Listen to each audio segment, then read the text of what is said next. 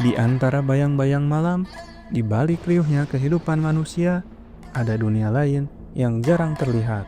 Ada sebuah dunia yang jarang disadari manusia. Itu adalah dunia para yokai. Dunia tempat di mana para makhluk legenda yang hidup mendiami setiap sudut gelap kota. Makhluk tak kasat mata yang terasa seperti desiran angin. Keberadaan mereka tersebar di setiap penjuru melalui cerita yang diwariskan dari mulut ke mulut tentang mitos keberadaan mereka. Dan di sanalah pula seorang anak bernama Rikuo Nura terlahir. Tapi ia bukan anak biasa. Darah manusia dan darah yokai mengalir bersamaan di tubuhnya.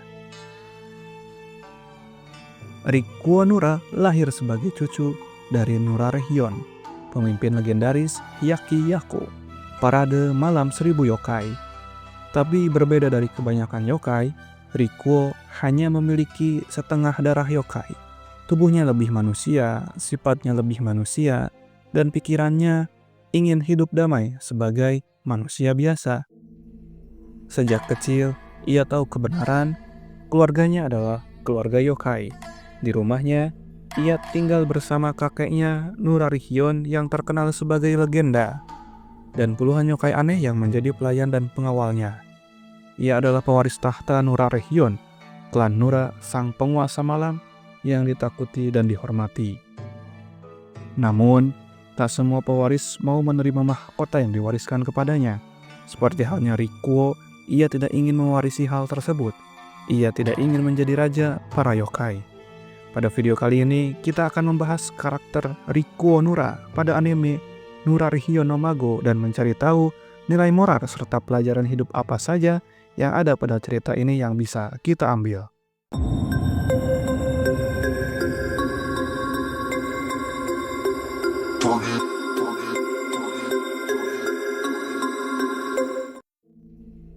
Rikuo Nura tumbuh di sebuah rumah besar bergaya Jepang kuno di sudut kota Tokyo yang jauh dari keramaian. Sebuah tempat yang bagi manusia biasa mungkin itu terasa seperti hanya rumah tua biasa. Tapi bagi mata yang peka, setiap sudutnya dihuni oleh yokai. Rumah ini tidak seperti rumah pada umumnya. Di lorong-lorong rumah yang gelap, bayangan bergerak tanpa suara. Di dapurnya, sosok perempuan berambut panjang melayang sambil membawakan secangkir teh. Di taman belakangnya, makhluk berwajah seram duduk sambil minum-minum bersama kakeknya. Itulah keluarganya, yokai dari klan Nura. Rikuo terbiasa melihat semua itu. Baginya, yokai bukanlah monster, tapi teman dan keluarga. Namun, ia juga melihat sisi kelam mereka. Di malam hari, beberapa yokai keluar untuk menakuti manusia atau berperang melawan klan yokai lainnya. Sejak saat itu, ia berpikir, kalau dia bisa memilih, dia tidak ingin menjadi seperti mereka. Akan tetapi kakeknya, Nurarehyun, berharap ia kelak menjadi pemimpin Hyakki-Yaku generasi ketiga. Tapi Rikuo muda, ia hanya ingin bermain, bersekolah, dan hidup seperti anak manusia biasa. Bagi Rikuo, dunia yokai adalah sesuatu yang tidak ingin ia masuki. Ia tak ingin menjadi bagian dari kegelapan, apalagi mewarisi rasa takut yang ditinggalkan kakeknya di hati manusia. Nilai moral yang bisa diambil adalah tidak semua takdir harus diterima begitu saja. Kita punya hak untuk menentukan jalan hidup kita sendiri, dan Rikuo mengajarkan kita bahwa kita boleh punya mimpi dan pilihan sendiri, meski orang lain menaruh harapan besar kepada kita. Karena kebahagiaan itu tidak datang dari memenuhi ekspektasi orang lain, tapi dari menjalani hidup sesuai keinginan hati kita sendiri. Rikuo memiliki dua sisi, wujud manusia ketika di siang hari dan wujud yokai di malam hari. Saat matahari terbit, dia hanyalah bocah SMA biasa yang ramah, sopan, suka bercanda dengan teman-temannya seperti Kana dan Kyotsugu. Ia mencoba melupakan bahwa dirinya adalah pewaris klan yokai. Tapi saat malam tiba, darah tidak bisa dibohongi. Darah yokai dalam dirinya bangkit. Tubuhnya berubah, rambutnya memanjang, matanya menjadi tajam, auranya karismatik dan mengintimidasi. Inilah naik form atau wujud Rikuo malam. sosok yang karismanya membuat para yokai tunduk tanpa perintah. Dalam wujud ini, Rikuo adalah sosok pemimpin sejati dengan keberanian yang tak terlihat di siang hari. Masalahnya, Rikuo siang dan Rikuo malam bagaikan dua orang berbeda. Yang satu ingin hidup damai, yang satu adalah pewaris sah dunia bayangan, dunia para yokai. Bagi para yokai di klan Nura, darah pemimpin adalah segalanya. Mereka memandang Rikuo sebagai penerus alami sang kakek. Tapi Rikuo menolak. Rikuo melihat dunia yokai penuh dengan kekerasan, perebutan wilayah, dan pertempuran berdarah. Dia tidak ingin menjadi bagian dari itu, karena sejatinya Rikuo hanya ingin hidup yang damai dan menjalani kehidupan seperti manusia biasa. Kedamaian singkat itu pecah saat klan-klan musuh mulai mengincar wilayah klan Nura.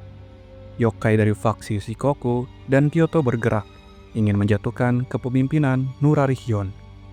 Disinilah titik balik terjadi.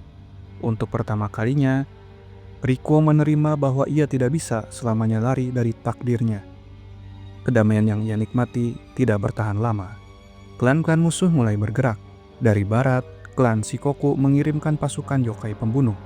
Dan pada suatu malam, ketika Rikuo pulang dari sekolah, ia mendapati beberapa pengawal rumahnya sudah terluka parah oleh lawan dari klan yokai lain.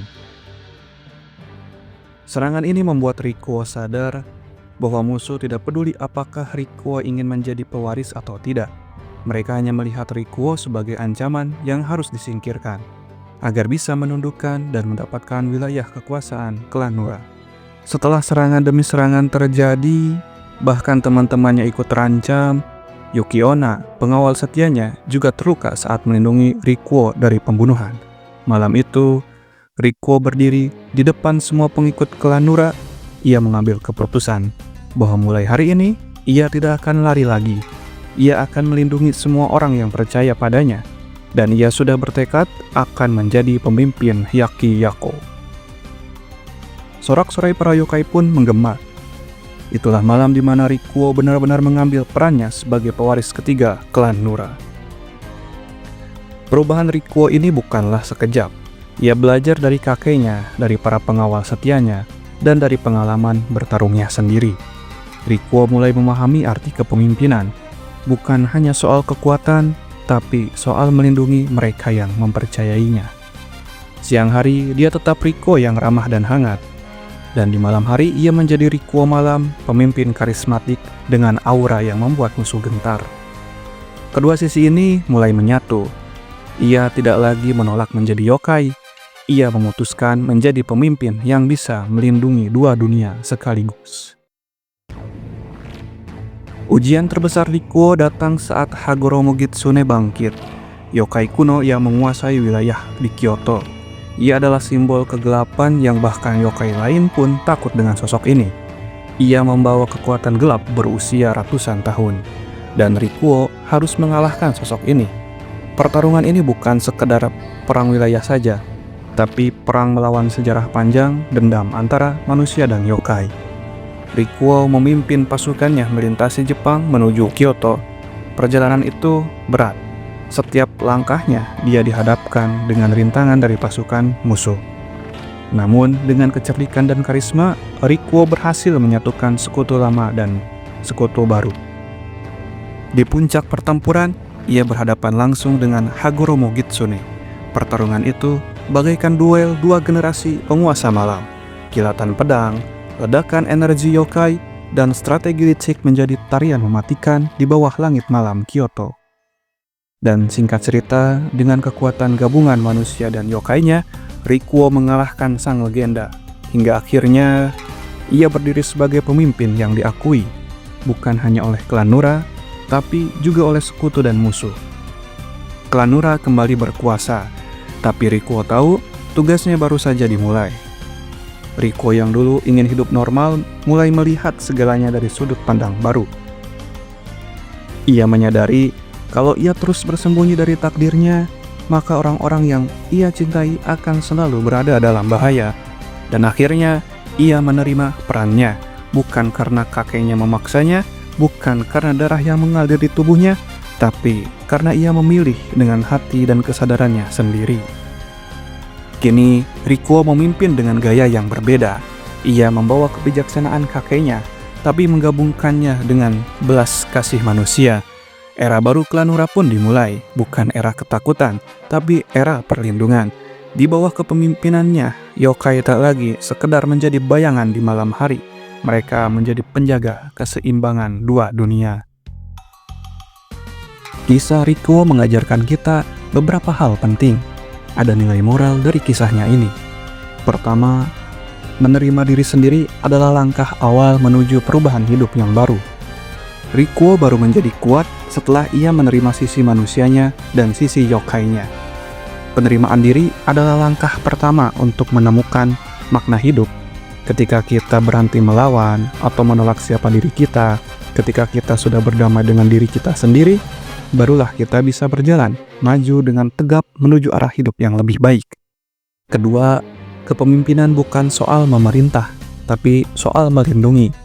Ia tidak memimpin karena ingin berkuasa, tapi karena ingin melindungi orang-orang yang telah mempercayai dirinya. Karena kepemimpinan sejati adalah soal melindungi, bukan menguasai atau bahkan menebar ketakutan. Ketiga, takdir bisa diubah, tapi tanggung jawab tidak bisa dihindari. Rikuo mencoba lari dari tanggung jawabnya, tapi akhirnya sadar bahwa tanggung jawab akan selalu menemuinya. Keempat, kekuatan sejati datang dari keharmonisan dua sisi, datang dari memahami kelebihan dan kekurangan diri.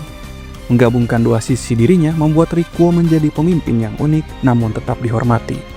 Dan yang terakhir, yang kelima, warisan terbesar bukanlah kekuatan, tapi prinsip yang kita tinggalkan. Kekuatan bisa hilang, kekuasaan bisa hilang, tapi nilai dan keyakinan akan selalu bisa diwariskan. Rikuo Nura bukan hanya pemimpin klan yokai.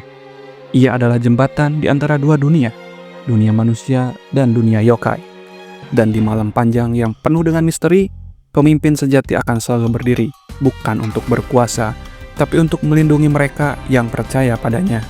Ia membuktikan bahwa kegelapan tidak selalu berarti kejahatan, dan cahaya tidak selalu berarti kebaikan. Keduanya bisa berjalan berdampingan, membentuk harmoni yang menjaga dunia tetap seimbang. Sampai di sini pembahasan karakter Rikuo Nura pada anime Nurarehyou no Mago. Sampai jumpa lagi di pembahasan karakter anime dan cerita anime lainnya. Terima kasih.